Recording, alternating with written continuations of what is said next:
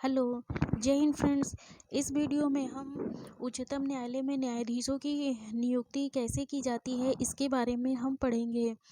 सबसे पहले देखते हैं जो भारत का उच्चतम न्यायालय है उसमें न्यायाधीशों की नियुक्ति से संबंधित प्रावधान किस अनुच्छेद में किया गया है।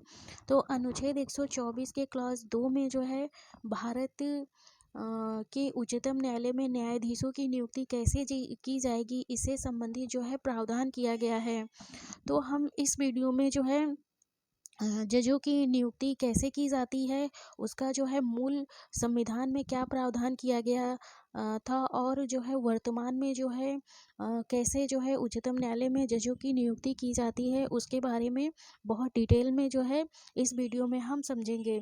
तो सबसे पहले हम देखते हैं कि जो है मूल संविधान में उच्चतम न्यायालय में न्यायाधीशों की नियुक्ति के बारे में क्या प्रावधान किया गया था। तो यहाँ पे सबसे पहले हम देखेंगे अनुच्छेद 124 का क्लॉज 2। अनुच्छेद 124 के क्लॉज 2 में जो है जजों की नियुक्ति के बारे में मूल संविधान में क्या प्रावधान किया गया था, सबसे पहले हम उसको समझते हैं। फिर उसके बाद जो है वर्तमान में जो है जजों की नियुक्ति जो है कैसे होती है उसके बारे में हम देखेंगे। तो यहाँ पे अनुच्छेद 124 के क्लॉज 2 में यह प्रावधान किया गया था मूल संविधान में कि जज की नियुक्ति कैसे होगी उसके बारे में हम देखते हैं। उच्चतम न्यायालय के और राज्यों के उच्च न्यायालयों के यानी उच्चतम न्यायालय के और राज्यों के उच्च न्यायालयों के ऐसे न्यायाधीशों से परामर्श करने के पश्चात जिनसे राष्ट्रपति इस प्रयोजन के लिए परामर्श करना आवश्यक समझे, राष्ट्रपति अपने हस्ताक्षर और मुद्रा सहित अधिपत्र द्वारा उच्चतम न्यायालय के प्रत्येक न्यायाधीश को नियुक्त करेगा और वह न्यायाधीश तब तक पद धारण करेगा जब तक वह 65 वर्ष की आयु प्राप्त नहीं कर लेता। परंतु मुख्य न्यायाधीश से भिन्न किसी न्यायाधीश की नियुक्ति की दशा में भारत के मुख्य न्यायमूर्ति से सदैव परामर्श किया जाएगा। तो भारत के जो संविधान में जजों की नियुक्ति के लिए जो मूल प्रावधान यह किया गया था कि जो है नियुक्ति जो है भारत के राष्ट्रपति द्वारा की जाएगी और राष्ट्रपति द्वारा तब की जाएगी उसके लिए जो है राष्ट्रपति जो है उच्चतम न्यायालय के जज न्यायाधीश और राज्यों के उच्च न्यायालय के ऐसे न्यायाधीश जिनसे वह परामर्श करना मतलब कि आवश्यक समझता है, उनसे परामर्श करने के पश्चात जो है भारत का जो राष्ट्रपति है उच्चतम न्यायालय के न्यायाधीश की जो है नियुक्ति करेगा। यानी उच्चतम न्यायालय के न्यायाधीश और उच्च न्यायालय के ऐसे न्यायाधीशों जिनसे जो है राष्ट्रपति परामर्श करना जो है आवश्यक समझता है, उनसे परामर्श करने के पश्चात जो है राष्ट्रपति जो है उच्चतम न्यायालय के न्यायाधीश की जो है नियुक्ति करेगा। और नियुक्ति के पश्चात जो है जो ये न्यायाधीश उच्चतम न्यायालय के जो न्यायाधीश होंगे ये 65 वर्ष तक अपना पद धारण करेंगे जो है। और दूसरी चीज़ इसमें यह बताई गई है कि अगर जो है मुख्य न्यायमूर्ति से भिन्न किसी न्यायमूर्ति की जो है नियुक्ति की जाती है या किसी न्यायाधीश की नियुक्ति की जाती है तो जो है भारत का जो मुख्य न्यायमूर्ति है यानी सीजेआई मतलब चीफ जस्टिस ऑफ इंडिया है, उससे जो है सदैव परामर्श किया जाएगा। यह प्रावधान जो है मूल संविधान में किया गया था कि राष्ट्रपति जो है इस प्रकार जो है उच्चतम न्यायालय और राज्यों के उच्च न्यायालयों के परामर्श करने के पश्चात जो है उच्चतम न्यायालय में न्यायाधीशों की नियुक्ति करेगा। यह प्रावधान जो है अनुच्छेद 124 के क्लॉज 2 में जो है यानी 2 में जो है मूल संविधान में किया गया था। अब हम देखते हैं जो है उच्चतम न्यायालय में न्यायाधीशों की नियुक्ति से संबंधित जो है विवाद जो है कहाँ से उत्पन्न हुआ और उसके बाद जो है वर्तमान जो कोलिजियम प्रणाली है उसकी स्थापना जो है कैसे हुई है उसके बारे में एक एक करके जो है हम समझते हैं। तो सबसे पहले हम जो है इस कोलिजियम प्रणाली को समझने के लिए जो है केसों का सहारा लेना पड़ेगा। केसों के माध्यम से हम समझते हैं कि जो है वर्तमान में कैसे जजों की नियुक्ति होती है। तो यहाँ पे देखेंगे नियुक्ति से संबंधित प्रमुख वाद। तो जो है जजों की नियुक्ति से संबंधित जो प्रथम वाद आता है या प्रथम जो केस आता है वह आता है एसपी गुप्ता बनाम भारत संघ। एसपी गुप्ता वर्सेस भारत संघ का आता है जो 1982 में आता है। सर्वप्रथम इस मामले में जजों की नियुक्ति से संबंधित जो है विवाद जो है आया, यानी विवाद उत्पन्न हुआ। और जो है इसमें जो है विवाद यह उत्पन्न हुआ कि जो है विवाद यह उत्पन्न हुआ कि क्या राष्ट्रपति जो है न्यायाधीशों की राय मानने के लिए बाध्य है, या भारत का राष्ट्रपति जो है उच्चतम जो है न्यायाधीशों की जो है राय मानने के लिए बाध्य है जजों की नियुक्ति करने के लिए। सर्वप्रथम इस मामले में जो है यह विवाद उत्पन्न हुआ। तो जो ये एसपी गुप्ता का मामला है यह बहुत ही इम्पोर्टेंट मामला है। यह लगभग सभी कंपटीशन एग्ज़ामों में पूछा जाता है। इसका मतलब सन तक भी पूछा गया है, जैसे कि 1982 का ये केस है। और इसका दूसरा नाम है न्यायाधीशों का अंतरण मामला, यानी जजेस ट्रांसफ़र केस के नाम से भी यह मामला जाना जाता है। इसमें सर्वप्रथम नियुक्ति से संबंधित जो है विवाद उत्पन्न हुआ। तो ये भी जो है क्वेश्चन बन चुका है कि जजों की नियुक्ति से संबंधित सर्वप्रथम विवाद जो है किस मामले में उत्पन्न हुआ था। तो सर्वप्रथम जो विवाद है वह एसपी गुप्ता बनाम भारत संघ के मामले में उत्पन्न हुआ था। और विवाद यह था कि राष्ट्रपति जो है जजों की नियुक्ति करने में जो है जजों की जो है राय यानी परामर्श मानने के लिए बाध्य है। तो इस मामले में जो है एसपी गुप्ता बनाम भारत संघ के मामले में जो है सुप्रीम कोर्ट में जो है 7 जजों की पीठ का गठन होता है, यानी 7 जजों की बेंच जो है इस मामले को जो है सुनवाई करती है, यानी इस मामले का जो है सुनवाई करती है, जिसमें जो है चीफ जस्टिस जो होते हैं जस्टिस पीएन भगवती होते हैं, यानी जो है मुख्य न्यायाधीश जो है जस्टिस पीएन भगवती होते हैं। 7 जजों की बेंच का गठन होता है। उसके बाद जो है इसमें जो निर्णय आता है वह 4-3 से आता है, यानी 4-3 से जो है इसका निर्णय आता है, यानी 4 जज जो है बहुमत में रहते हैं और 3 जज अल्पमत में रहते हैं। 3 जज अल्पमत में होते हैं। इसमें जो निर्णय यह दिया गया है कि जो राष्ट्रपति जो है जजों की जो है सलाह मानने के लिए बाध्य नहीं है। इस मामले में जो है उच्चतम न्यायालय ने यह निर्णय दिया कि 4-3 से यह निर्णय दिया कि जो है जो भारत का राष्ट्रपति है वह जजों की नियुक्ति करने में जो है जो न्यायाधीशों की सलाह यानी परामर्श को मानने के लिए बाध्य नहीं है। तो ये जो एसपी गुप्ता का मामला है यह बहुत ही इम्पोर्टेंट मामला है, क्योंकि इसमें जो पीआईएल है, जो पीआईएल का जन्म भी इसी मामले में हुआ, यानी पीआईएल की उत्पत्ति भी जस्टिस पीएन भगवती ने एसपी गुप्ता बनाम भारत संघ के मामले में ही किया और पीआईएल को जो है परिभाषित भी किया। तो इस मामले में जो है उच्चतम न्यायालय ने यह निर्णय दे दिया कि जो है राष्ट्रपति न्यायाधीशों की जो है परामर्श को मानने के लिए बाध्य नहीं है।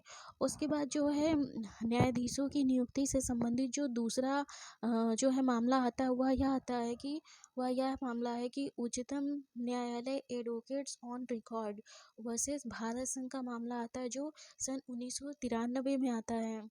1993 में जो है यह मामला आता है। इसमें जो है उच्चतम न्यायालय इस मामले में जो है उच्चतम न्यायालय में जो है कुल 9 जजों की जो है बेंच का गठन हुआ, यानी कुल 9 जजों की जो है 9 जजों की बेंच इस मामले में गठित की जाती है और 7-2 से निर्णय आता है। 7-2 से निर्णय आता है और इस केस में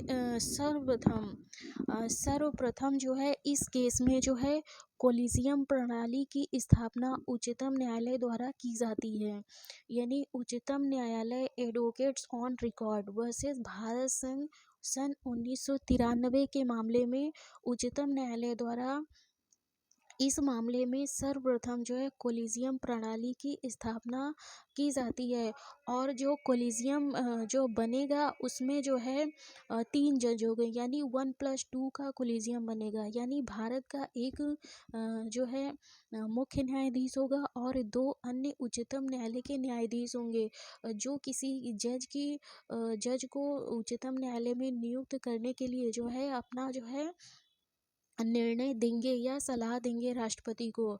और इस मामले में जो है उच्चतम न्यायालय ने यह कहा कि जो भारत का राष्ट्रपति होगा वह जो है कोलिजियम का निर्णय जो है मानने के लिए बाध्य होगा। तो जो है यह प्रश्न बनता है कि सर्वप्रथम किस मामले में जो है भारत के उच्चतम न्यायालय ने कोलिजियम प्रणाली को जो है स्थापित किया। तो सर्वप्रथम सन 1993 में इस मामले में जो है उच्चतम न्यायालय ने कोलिजियम प्रणाली को स्थापित किया और जो कोलिजियम बनेगा वह 1+2 का बनेगा। कोलिजियम मतलब चयन मंडल या चयन समूह। जो चयन मंडल बनेगा या कोलिजियम बनेगा वो उच्चतम न्यायालय में बनेगा और वो 1+2 का बनेगा।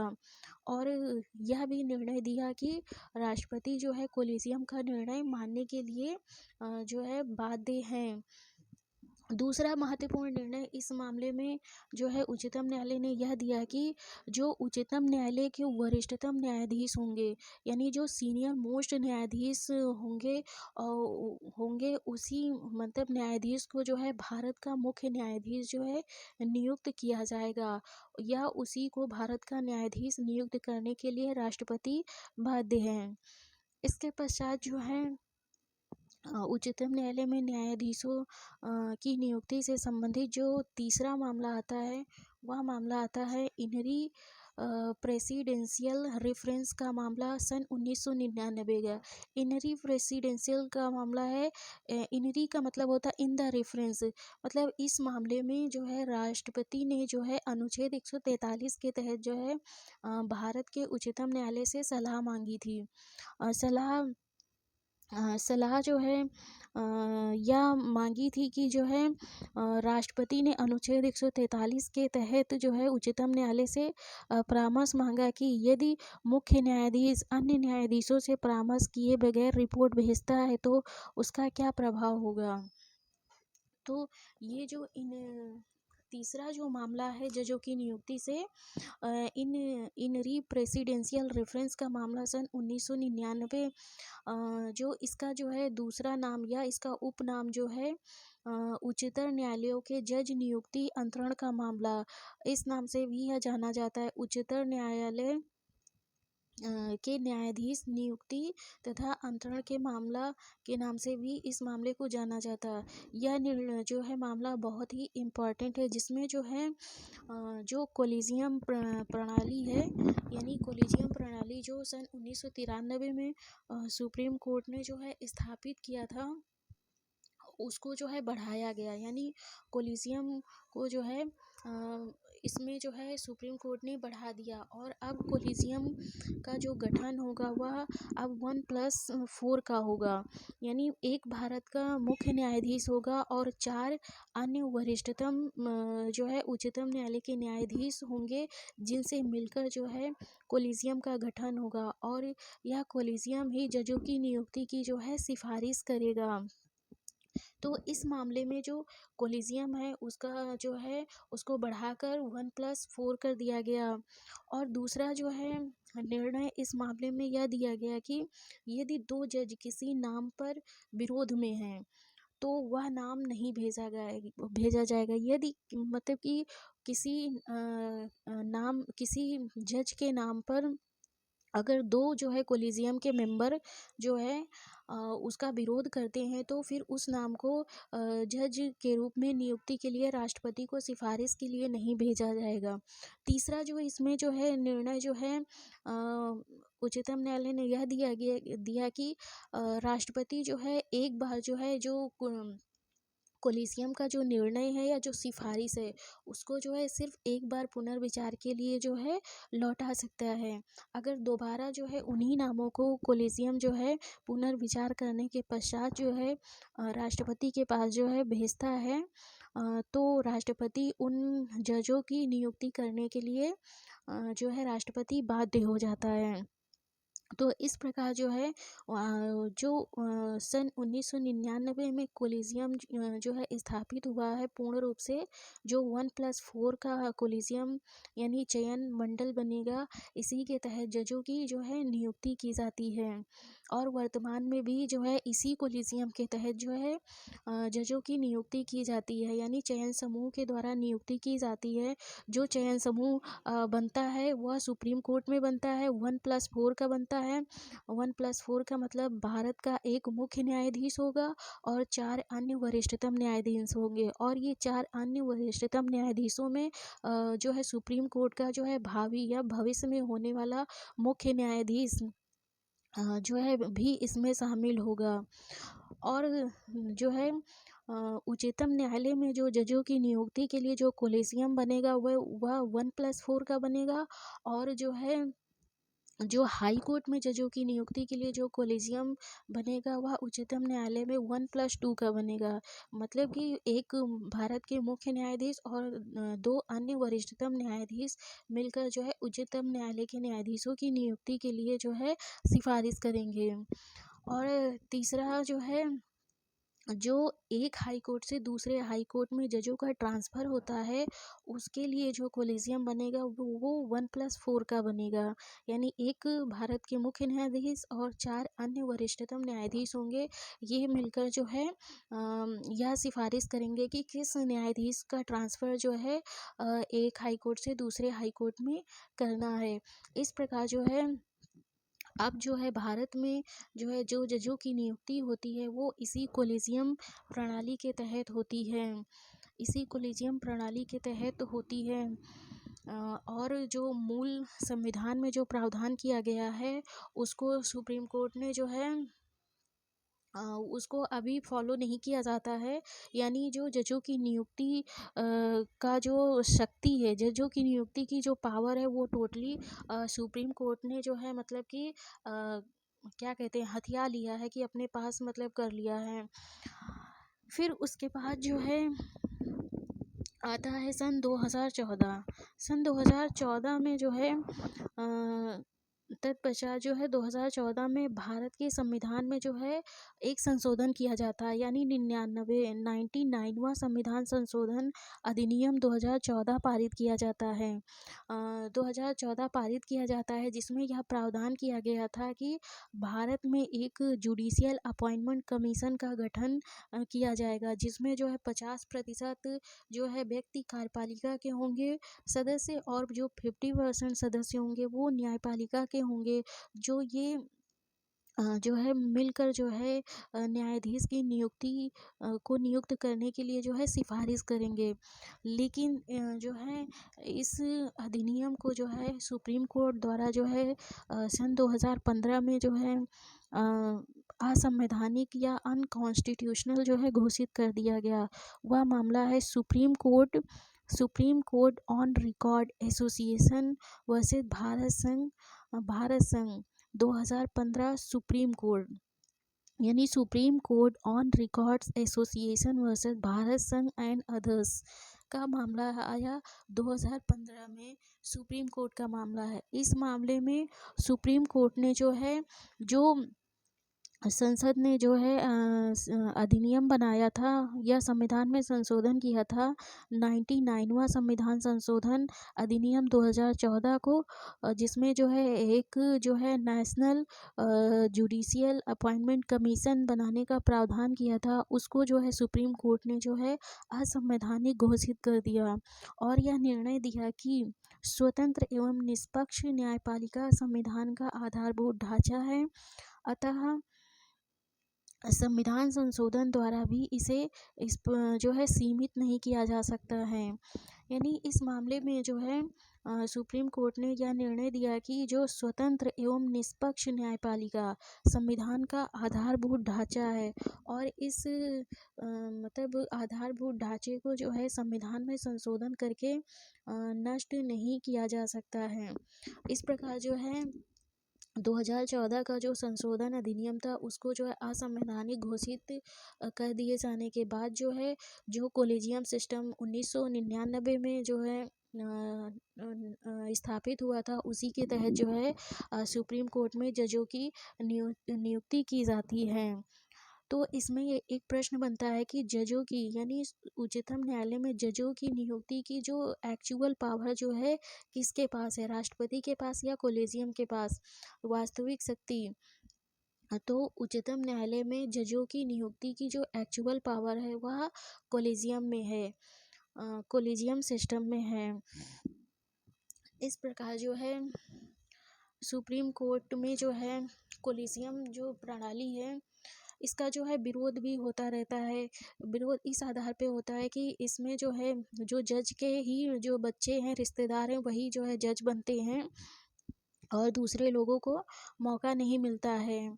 तो ये विरोध चलता रहता है, ये अलग मामला है। लेकिन जो है कॉलेजियम प्रणाली ही के तहत जो है भारत के उच्चतम न्यायालय में जो है जजों की नियुक्ति की जाती है। तो यह रहा जो है भारत में जजों की नियुक्ति से संबंधित जो है प्रावधान जो है हमने समझाने का प्रयास किया कि जो मूल संविधान बना था उसमें जो है जजों की नियुक्ति किए जाने का क्या प्रावधान था, और जो है वर्तमान में जो है केस के माध्यम से हमने ये समझाने का प्रयास किया कि वर्तमान में जो कॉलेजियम व्यवस्था लागू या कैसे स्थापित हुई, और इसी के तहत जो है अब जो है भारत में जो उच्चतम न्यायालय में जजों की नियुक्ति की जाती है वह इसी कॉलेजियम प्रणाली यानी चयन मंडल के द्वारा जो है की जाती है।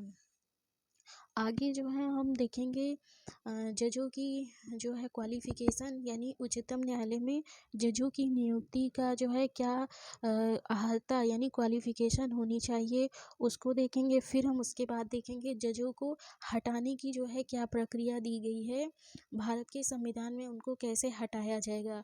तो ये आगे जो है ये चीज़ें हम समझेंगे नेक्स्ट वीडियो में। Thank you.